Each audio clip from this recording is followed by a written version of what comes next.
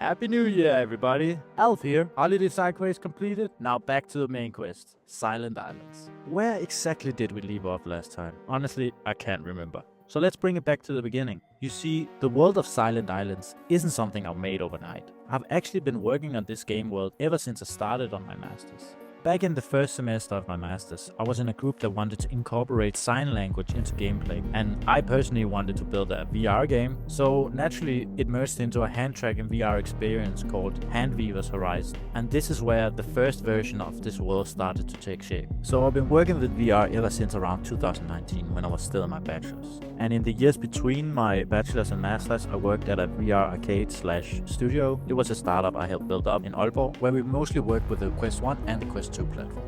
I was head of the 3D modeling and art style and art direction, and through there I also tried a bunch of different VR games. And I noticed that a stylized art style works really well for the Quest platform. You see, it's simple but still looks cool. It has that kind of retro, almost PlayStation 2 vibes. It's appealing, but you can keep the polygon count low, which is an important aspect when you're building for the Quest platform, which is a standalone VR headset and it's not running through a powerful gaming PC. So performance isn't just a technical detail, it becomes part of the design. So I leaned into that on purpose. So the stylized look isn't just an aesthetic, it's a practical choice that lets me build bigger spaces without the headset melting in the process. I've always been fascinated with fantasy skyworlds, like flying islands, floating cities, airships, seaplanes, that whole thing. Some of my favorite cartoons and anime growing up includes Castle in the Sky, Puporoso, Tailspin, so I guess it all makes sense in some place. Plus, design-wise, flying islands lends itself really well. You get the feeling of an open world, but the islands naturally create boundaries, so you don't need invisible walls or awkward you can't go here zones. It stays small enough to build, but still feels like a big open world.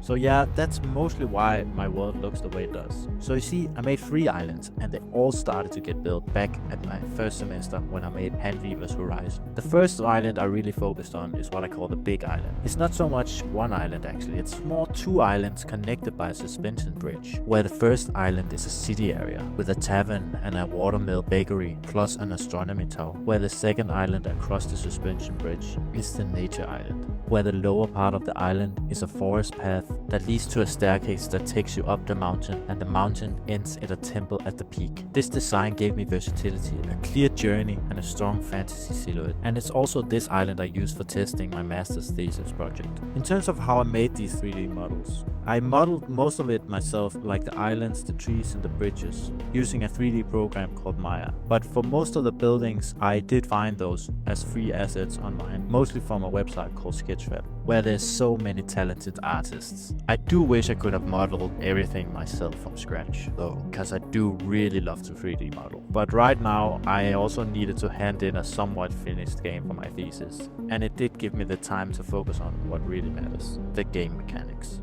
But those we'll talk about in another video, because I did also make 2 other islands that are worth mentioning. The first one is the Magic Keep Island. I started working on it back when I did Hand Weaver's Horizon, but I never fully finished it back then. You see, I found this fantastic sea keep model on Sketchfab, but it was basically just an outer shell, so I had to model all the inside of the keep myself, because I really wanted the player to explore it, and I see it as the place where magic is taught in this fantasy realm. That's also why the tutorial was supposed to take place here, but I sadly didn't finish the tutorial in time for my thesis testing, so I ended up having to do a verbal tutorial instead. The other island worth mentioning is the Dark Island, a spooky place with ruins, naked trees, tunnels and a secret cave. This island was the main play area of Hand Weaver's Horizon. So yeah, this is what the world looked like so far. Stitched together of different collaborations of everything I've built during my masters, but all feeding into the same universe. And if you want to check out some of the different ideas I have worked on during my masters, like Hand Weaver's Horizon, you can check them out on my website at magnusalf.dk. I'll put a link in the description. So yeah, that's the foundation. A world of stylized flying islands, designed to look good, feel magical, and still run smooth in VR. I hope you find them appealing. Next time we'll finally get into some of the playing mechanics. We'll get into the movement choices, teleportation magic, what I've learned with testing different locomotions over the years. So stick with Alf, more weirdness on the way.